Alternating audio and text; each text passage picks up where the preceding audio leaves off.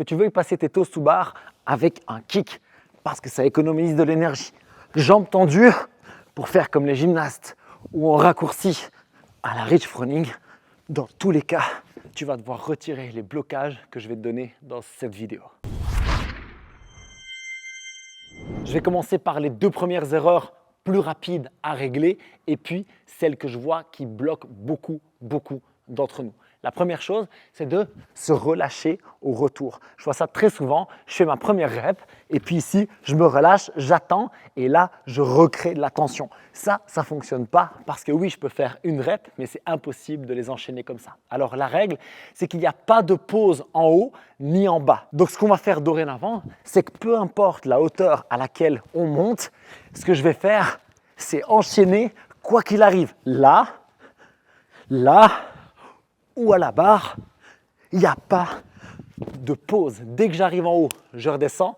Dès que j'arrive en bas, je renvoie avec mon press down. Je sais que ça demande un peu de patience, ça demande un petit peu de check de l'ego, comme on dit, parce qu'au début, peut-être que ça va t'amener à faire des reps plus courtes. Peut-être que tu ne toucheras pas la barre à chaque fois. C'est pas grave. Tu progresseras beaucoup plus en faisant ça dans un WOD que de venir toucher, pendre et faire la vieille feuille morte comme j'appelle ça. Pour le blocage numéro 1, on retient le fait de traîner en haut et de se relâcher en bas. Et la solution qu'on note, c'est pas de pause. Le deuxième blocage qui est un peu une conséquence finalement du premier, c'est de penser que c'est le arc avec plein d'élan qui va m'aider à faire des toasts to bar. Je vois des gens sauter de super loin, prendre des élans énormes et puis monter comme ça. Et puis maintenant, je suis très embêté parce que toute ma dynamique et mes leviers ont foutu le camp. En fait, un toast to bar, ça peut être tout petit. Avec le bon gainage, la bonne tension musculaire et la bonne force, j'ai pas besoin de prendre un élan incroyable. Par contre, ce que je dois faire, c'est faire un arc fort. Quand je viens faire mon arc, je tire légèrement sur la barre et surtout, je serre mes fesses, jambes tendues. Ici, mes jambes peuvent s'écarter, mais ce que je ne veux pas, c'est qu'elles plient ou que mon dos prenne l'impact. Dans tous les cas, je vais perdre de la force, prendre des risques avec mon dos et être moins performant en toast to bar. Si tu penses aujourd'hui que tu as besoin d'un arc énorme, c'est que tu manques de force dans le press down, mais surtout dans les fléchisseurs de hanches. Et je vais mettre en lien dans la description et dans la fiche ici une vidéo que j'ai faite sur ma chaîne Jack's Team où j'explique en long et en large comment muscler les fléchisseurs de hanches pour monter plus facilement et ça fera aussi partie du blocage numéro 3 dont je parle dans un instant. Donc le blocage numéro 2, c'est penser qu'un grand arc va être la solution. Ce n'est pas le cas et la bonne solution face à ce problème, c'est un arc en tension, fessiers, épaules en petite amplitude et surtout très fort pour pouvoir repartir. Je veux un élastique sous tension pour renvoyer, sous tension pour renvoyer. Ça doit devenir, entre guillemets, facile. Et le troisième blocage qui concerne surtout les personnes un petit peu avancées mais qui ont encore du mal à enchaîner les reps, c'est lorsque je compte beaucoup trop sur mon press down et que je n'arrive quand même pas à faire beaucoup de reps. J'ai vu ça plein de fois, c'est assez impressionnant. Ça fait des gros press down et j'arrive, j'ai du mal à aller chercher la barre. Finalement, je fais un press down pour faire un muscle up, mais malgré tout, je fais presque pas de toast to bar. Et là, le problème, il faut que je te le montre de profil et c'est ce qu'on va faire maintenant avec le contre-plan qu'on va filmer juste après. L'idée, c'est que si je fais un énorme press down, je monte très haut, c'est cool, mais regarde au niveau de la flexion dans mes hanches, il manque quelque chose. Compare ce que je viens de te montrer à ceci. Quand je suis vraiment avancé en toast to bar, je dois pouvoir faire des reps avec mes fesses qui restent tout en bas, presque pas de press down, beaucoup de force dans les fléchisseurs et aussi un peu de souplesse. Et pour ça, je vais te donner des tips juste après. Donc oui, le press down, il est nécessaire. Oui, à chaque rep, je veux un petit arc, un petit hollow. Oui, mais je n'ai pas besoin de monter à 45 degrés avec les bras comme si j'allais faire un chest to bar ou encore plus un bar muscle up.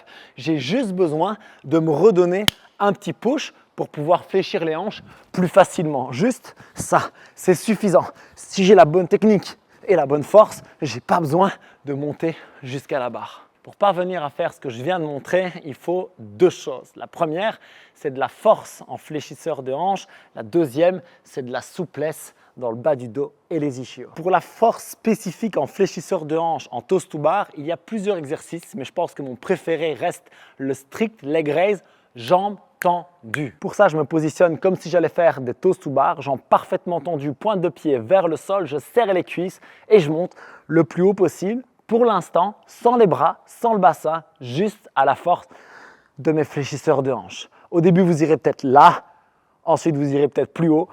Dans tous les cas, il faut que ça chauffe dans les cuisses. Si quand tu fais ça, tu sens que ça monte, mais que ça bloque là derrière, alors j'ai 2 exercices d'assouplissement actif pour toi. Le premier, c'est l'elephant walk. Regarde, on se place avec les pieds à la largeur des hanches, penché en avant. Et là, le challenge, c'est de vraiment se relâcher. Je relâche le bas du dos, je relâche le haut du dos, je relâche la tête.